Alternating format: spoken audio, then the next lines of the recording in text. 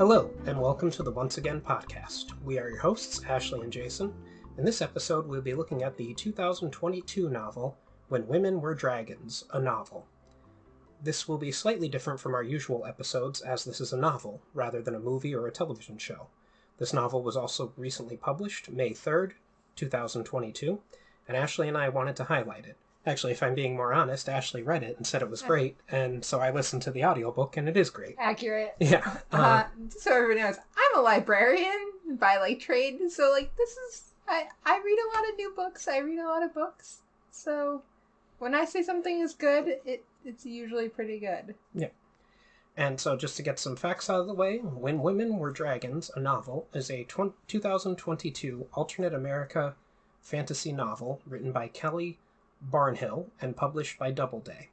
It is 352 pages and has an available audiobook that is 15 hours 29 minutes long, narrated by Kimberly Farr and Mark Bromhall. A brief summary: a rollicking feminist tale set in 1950s America, where thousands of women have spontaneously transformed into dragons, exploding notions of a woman's place in the world and expanding minds about accepting others for who they really are. The first adult novel by the Newbery Award-winning author of The Girl Who Drank the Moon. Alex Green is a young girl in a world much like ours, except for its most seminal event, the mass dragoning of 1955, where hundreds of thousands of ordinary wives and mothers sprouted wings, scales, and talons, left a trail of fiery destruction in their path, and took to the skies. Was it their choice? What will become of those left behind? Why did Alex's beloved Aunt Marla transform, but her mother did not? Alex doesn't know, and it's taboo to speak of. Forced into silence, Alex nevertheless must face the consequences of this astonishing event. A mother more protective than ever, an absentee father, the upsetting instance that her aunt never even existed, and watching her beloved cousin Beatrix become dangerously obsessed with the forbidden. In this timely and timeless speculative novel, award-winning author Kelly Barnhill boldly explores rage, memory, and the tyranny of forced limitations. When Women Were Dragons exposes a world that wants to keep women small, their lives and their perspectives, and examines what happens when they rise en masse to take up the space they deserve. So without anything else to say, I think it's time to turn the podcast over to the woman of this podcast. And Ashley, go ahead. My first question to all the ladies listening to this: where is the mass dragoning event of 2022? We need to all rise up and turn into dragons ourselves. And I think that's kind of why I wanted to talk about this too, is it's such a great feminist novel. Just from the perspective, it's unlike anything I've read in a while too. I don't usually read things like this. I do read a lot of fantasy, I do read a lot of sci-fi, but for an adult novel like this, it's not something I would normally pick up, I would say. But it's great. I don't really know where to start with this, to be honest. Yeah, I don't know how much into spoilers we want to go into with the story. I guess we could just say it's also like a coming-of-age story, because it starts off with Alex when she's a little girl. She's 4 years old, I believe, at the beginning. And her mother has recently returned missing from her life to for some reason. And we both thought one thing, but it might actually have been another. I mean, I think we could talk about it. Okay.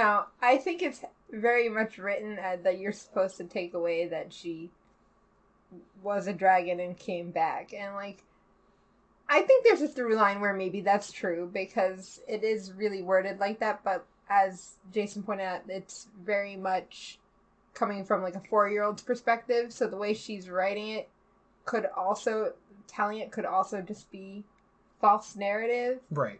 But also, if we're assuming that this is an older Alex writing this and remembering it this way, why would she write it this way? Why would she imply that her mother had gone and been a dragon if she wasn't? And the other option is that her mother had cancer and was getting treatments, because it is mentioned later that her cancer comes back. Yes. But my thought process is that, well, she did have cancer, she went away and became a dragon, and it went away because dragons have better healthy life cycles. I don't know. Yeah. Because her aunt does imply at one point that her mother would have been fine had she just decided to turn into a dragon as well. Right. And that's why Aunt Marla is upset that she didn't, because her refusal to transform into a dragon, like, ruined that. Yeah. It's interesting throughout the novel they weave in other stories from different cultures around the world of events that occurred where women disappeared and then dragons showed up and everyone seemed to have forgotten that the women disappeared and then the dragon showed up, and it's a mass cover-up in 1955 when it occurs because over 600,000 women turn into dragons, and specifically American women too. yes. Like, this is mentioned that this is an American event, pretty much, that American women all lost their minds basically and turned into dragons. Yes. Which there's a brief mention of Dido in this, and I only know the story of Dido from the Aeneid, but it's an interesting retelling of it where Dido and her priestesses become dragons, and it's an interesting retelling of Dido's story. I forget where I was going with that, but my point was that it seems whenever it's the center power of the human society, that's where the female dragons start to come, and then that's why in 1955 the women in the United States, because there's also mentions of Viking villages that had dragons and stuff like it's like wherever the central power of humanity is, that's where the dragons happen. And since the United States had one of the largest populations on Earth at that time, especially, a lot of women turned into dragons. Yeah, and it's an interesting tale because it kind of there's a lot of allegories that you can make with it and different perspectives that you could take. I think the most obvious one, not only is it a feminist novel, but there's lesbian highlights in it as well. Yes, it's very queer friendly, LGBTQ plus, like all that. Yeah. Especially, like, it is mentioned at one point that this isn't really sexuality, like, it's not gender based the way there are transgender people that can turn into dragons, so people who were born male and have decided they're female can also turn into dragons. So like it's very accepting of, if you think you can, like.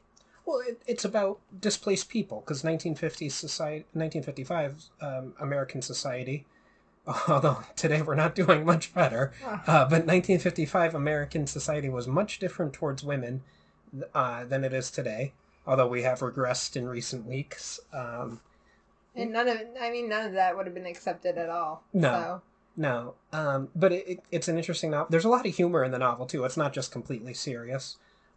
There's some great digs at Reagan and Nixon that I very much enjoyed, being on the political spectrum that I am.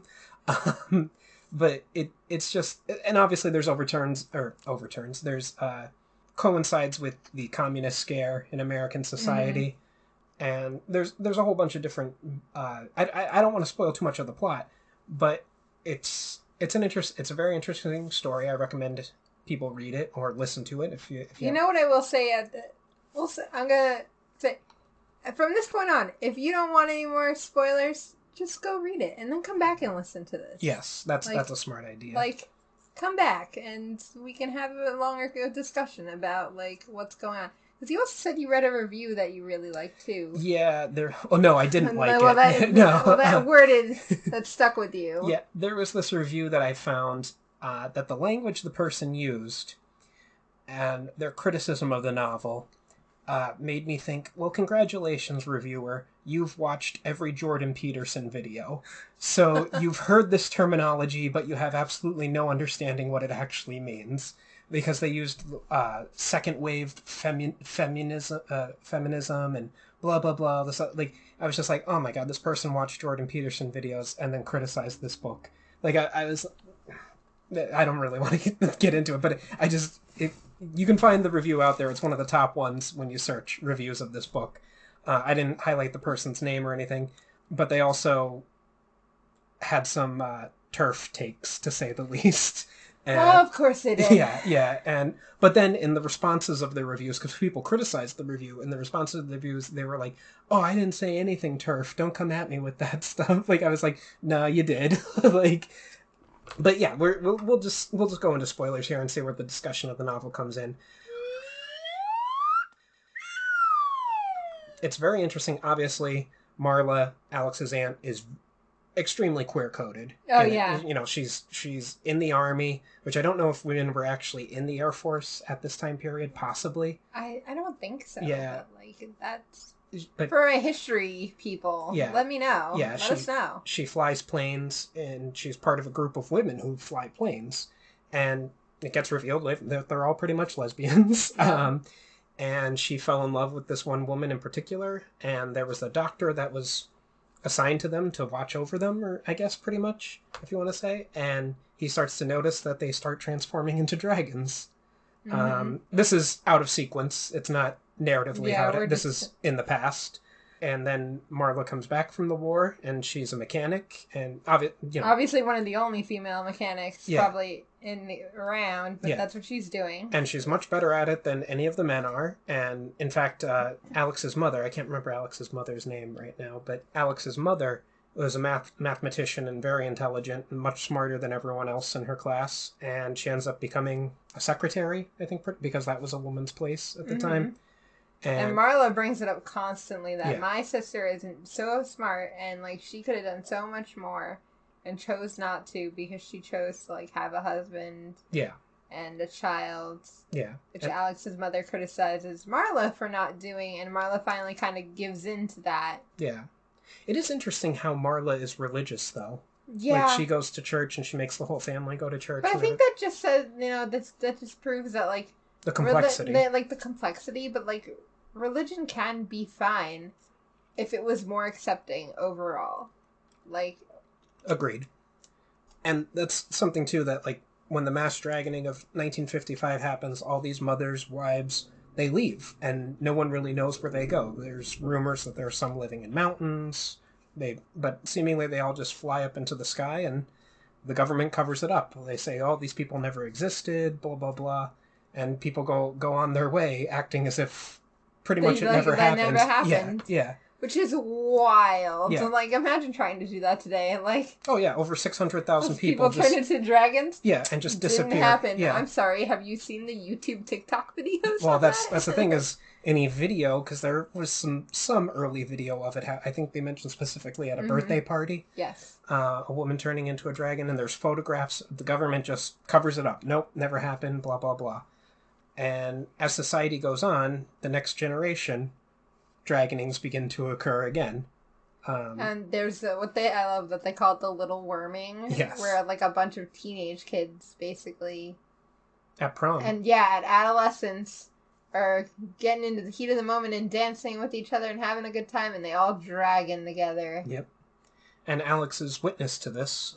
And it's interesting because Alex, her character always describes having a burning in her. Like her bones are burning, her stomach's burning, and so you figure, okay, at a certain point she's gonna dragon out herself, and we did mention that Marla has a child, like she eventually gets married and everything like that, and then becomes a dragon.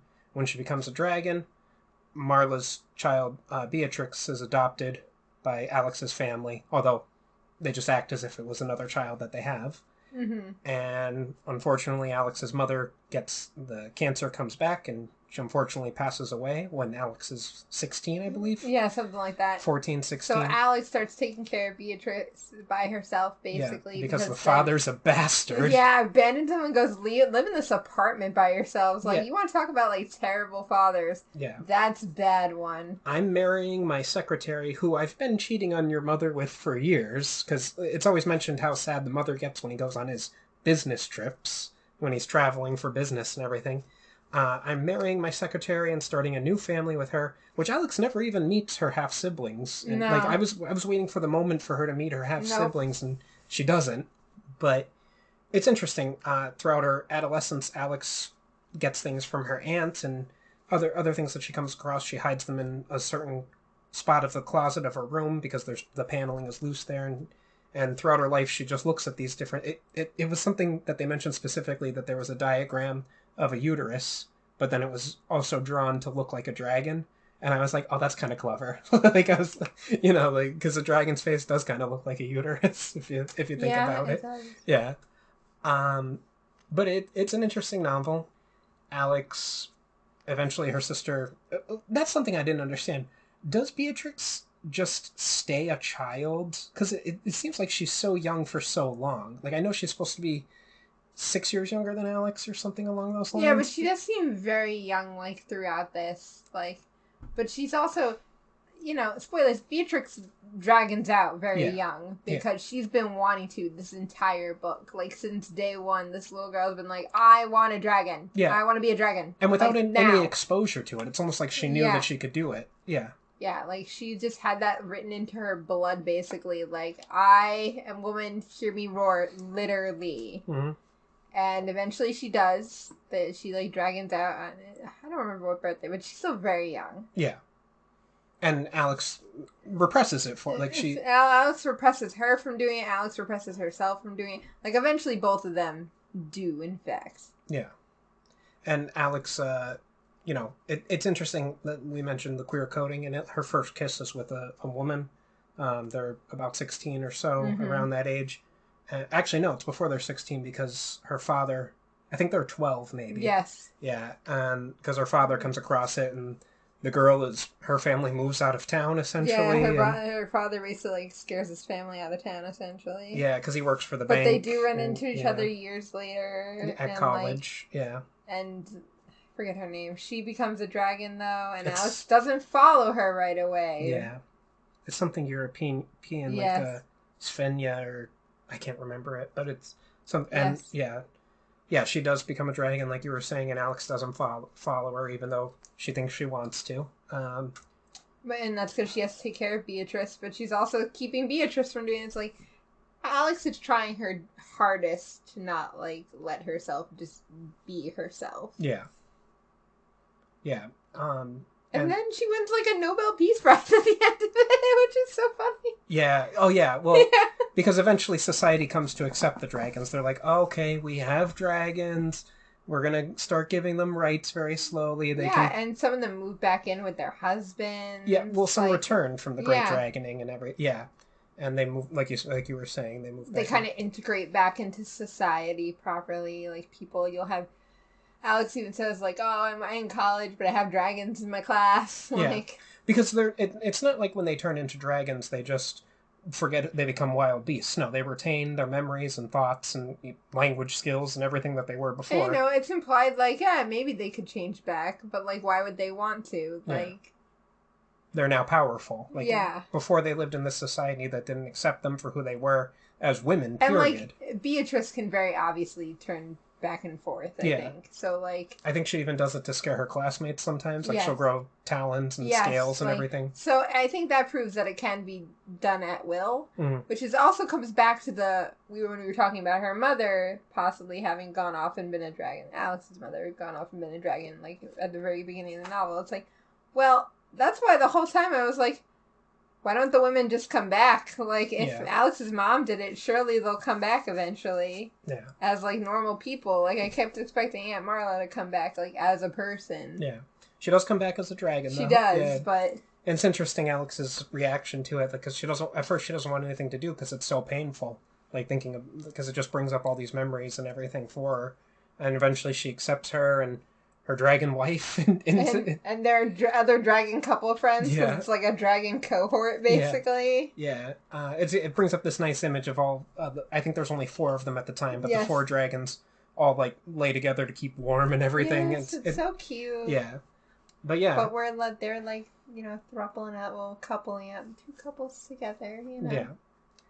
But yeah, it's a great novel. I very much I listened to the audiobook and I very much enjoyed it. I thought that both Kimberly Farr and Mark Bromhall did a fantastic job, which I found very interesting. Obviously, I think it was just listed alphabetically, but Mark Bromhall reads about 5% of the book because there are, I don't know what you want to say, 4 words in some chapters, and the chapter also ends with this doctor who's recording the history of women becoming dragons and everything.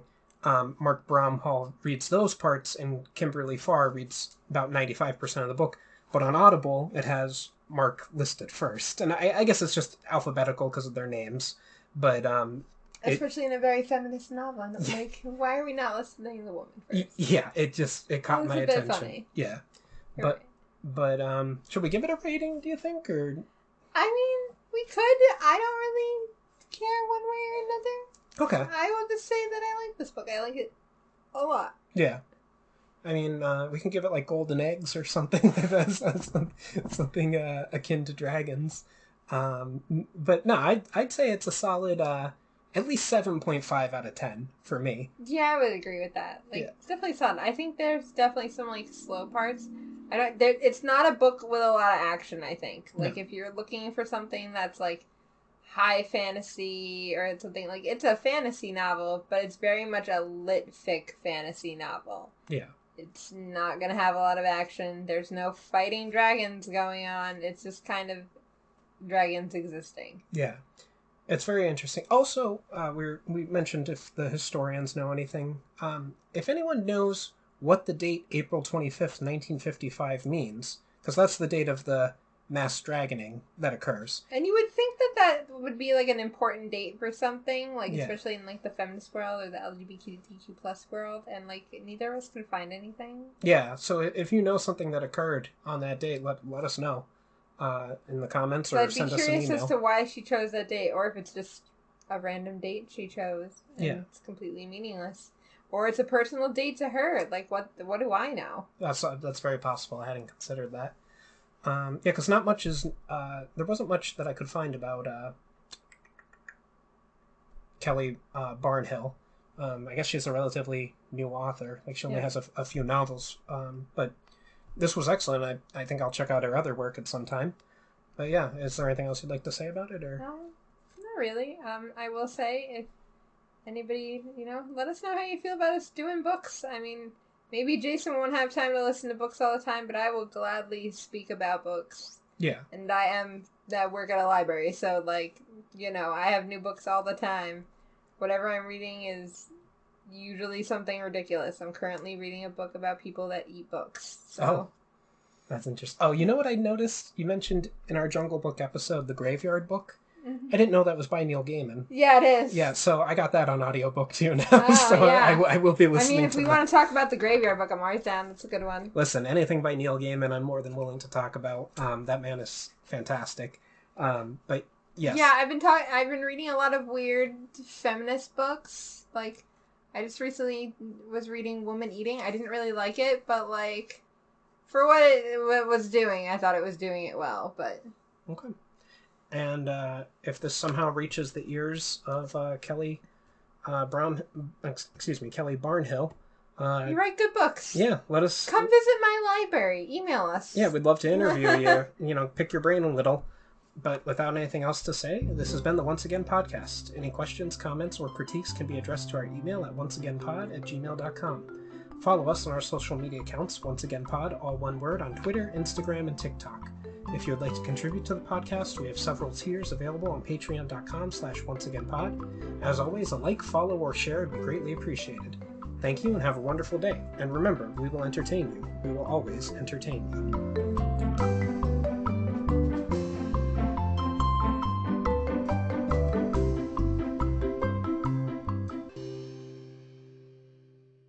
Rumpelstiltskin always says that magic comes with a price. But for this price, you can get a nice piece of jewelry. Use code ONCEPOD for 10% off your first order at Unusual Magic Jewelry on Etsy. Click the link in the description.